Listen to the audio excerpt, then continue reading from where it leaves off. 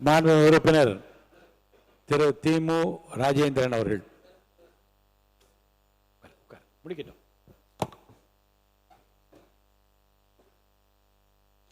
மாண்புமிகு பேரவைத் தலைவர் அவர்களே, 2026-27 ஆண்டிற்கான இடைக்கால நிதிநிலை அறிக்கையின் மீது உரையாற்றுவதற்கான வாய்ப்பினை வழங்கியிருக்கின்ற தங்களுக்கும் நான் சார்ந்திருக்கின்ற திராவிட முன்னேற்றக் கழகத்திற்கும் நன்றியை தெரிவிக்கின்றேன்.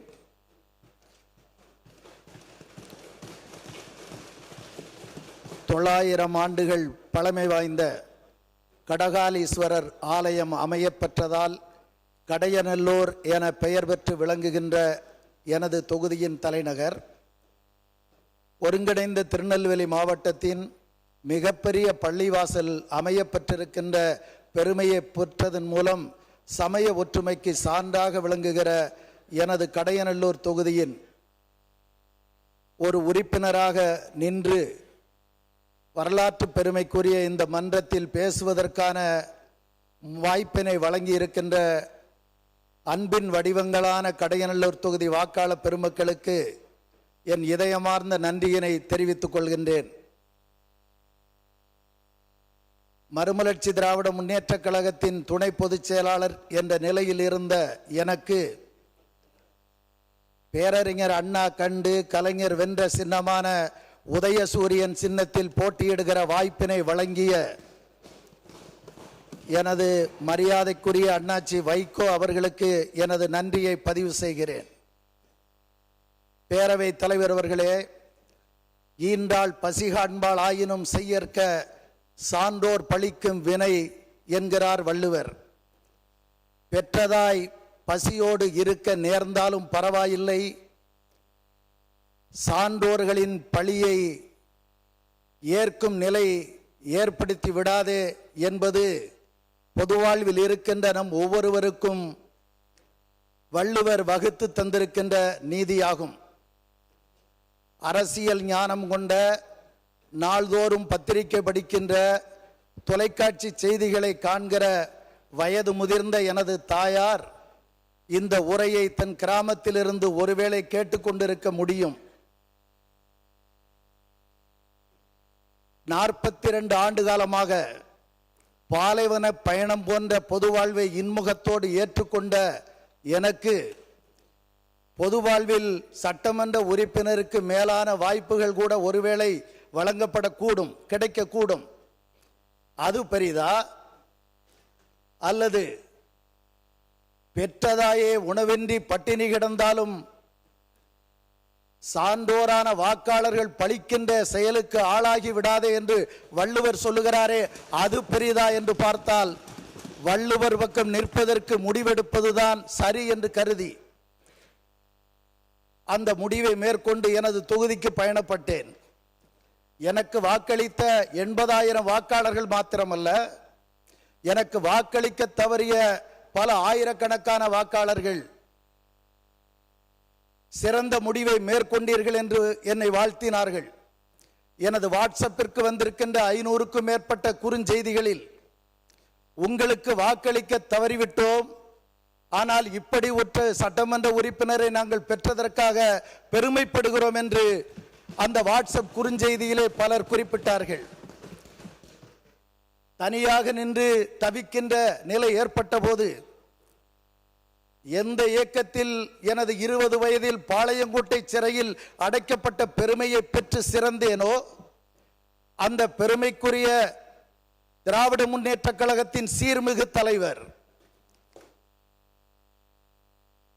வெகுஜன மக்கள் போற்றுகின்ற எண்ணற்ற திட்டங்களை, வெகுஜன மக்களுக்கு நேரடி பயன் தருகிற எண்ணற்ற திட்டங்களை வழங்கியதால் முதல்வர்களில் முதல்வராக சிறந்து விளங்குகிற முதல்வர் தமது நடை உடை பாவனை செயல்பாடுகளால் நமது பக்கத்து வீட்டுக்காரர் ஒருவர்தான் முதலமைச்சராக இருக்கிறாரோ என்று நினைக்கத்தக்க உணர்வை ஒவ்வொருவரிடத்திலும் ஏற்படுத்திய முதல்வர் அண்ணன் மாண்புமிகு மு.க. ஸ்டாலின் அவர்கள் அன்பு முகம் காட்டி ஆற்றுப்படுத்தி எங்களை அரவணைத்து தம்மில் ஒருவராக ஆக்கி கொண்டார். மாண்புமிகு பேரவைத் தலைவர் அவர்களே, எதிரிகள் பயன்படுத்துகின்ற பானங்களை கைப்பற்றி எதிரிகள் மீதே வீசுகிற போர் முறை தமிழர்கள் பின்பற்றிய பழங்கால போர் முறைகளில் ஒன்று. அந்த அடிப்படையில் கவர்னர் உரைக்கு நன்றி தெரிவிக்கின்ற தீர்மானத்தின் மீது பேசிய போது அந்த நாளை தமது நாளாக்கி கொண்டவர். தமிழ்நாடு அரசின் காவல்துறையின் கைது நடவடிக்கைக்கு ஆகஸ்ட் 4ஆம் தேதி ஆளான போது அந்த நாளையும் தனது நாளாக்கி பழந்தமிழர் போர் முறையின் ஒரு சிறப்புக்குரியவர் தான் என்பதை நிரூபித்தவர். தலைவர் கலைஞர் அவர்களின் பேரப்பிள்ளை தலைவர் மு.க. ஸ்டாலின் அவர்களின் தலைப்பிள்ளை, நூற்றாண்டு பாரம்பரிய சிறப்புடைய திராவிட இயக்கத்தின் வீரப்பிள்ளை, மாண்புமிகு எதிர்க்கட்சி தலைவர் என்னை தலைவரிடம் கொண்டு போய் சேர்த்த உதயநிதி ஸ்டாலின் அவர்களுக்கு எனது நன்றி.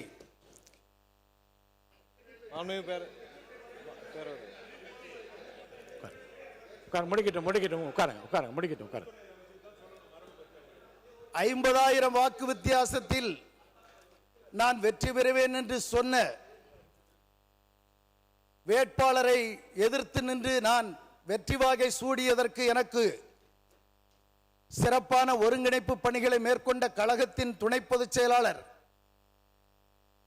மரியாதைக்குரிய கழகத்தின் நாடாளுமன்ற குழு தலைவர் அக்கா கனிமொழி கருணாநிதி அவர்களுக்கும், திமுக தலைமையிலான மதச்சார்பற்ற முற்போக்கு கூட்டணியில் அங்கம் வகித்து எனது வெற்றியை உறுதி செய்து தந்த அனைத்து செயல் மாமணிகளுக்கும் இந்த அவையில் எனது நன்றியை தெரிவிக்கின்றேன்.